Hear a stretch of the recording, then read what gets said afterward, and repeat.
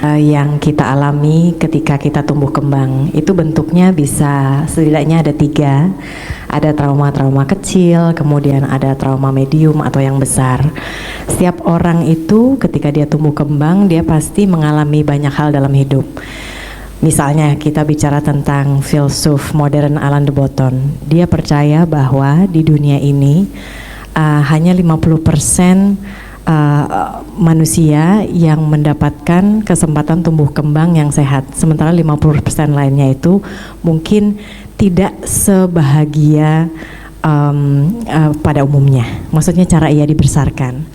Nah, maka itu biasanya apapun yang kita alami di masa kecil, terutama ketika kita bicara tentang suffering gitu ya, atau penderitaan itu akan terlihat ketika kita dewasa. Dan kita bisa membawa luka itu ketika kita dewasa, dan perilaku kita lah yang menunjukkan jika ada luka yang tak terlihat itu dalam diri kita. Jadi kalau boleh dikatakan 50% tadi orang-orang yang tumbuh kembangnya tidak baik atau tumbuh kembangnya tidak sempurna seperti yang 50% lainnya, berarti ada potensi punya luka yang tak terlihat ya. Oke. Kak Marisa mungkin boleh elaborate sedikit luka yang tak terlihat, contoh-contohnya selain trauma apalagi ya? Kalau dari pengalaman saya sih lebih ke situ ya, karena untuk memberikan sedikit konteks, tumbuh kembang saya adalah 50% yang mungkin tidak bahagia. Jadi ketika kecil itu saya mengalami trauma-trauma, apakah yang kecil, menengah atau besar, sehingga ketika saya besar itu saya pernah mengalami depresi. Itu yang muncul di tahun 2015, yaitu sekitar 11 tahun yang lalu. Itu adalah salah satu simptom luka yang tidak terlihat.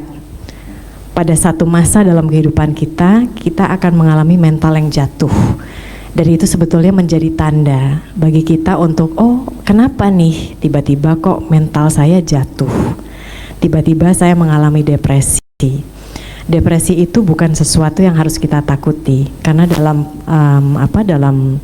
dalam hidup manusia pasti ada momen-momen kita mengalami depresi.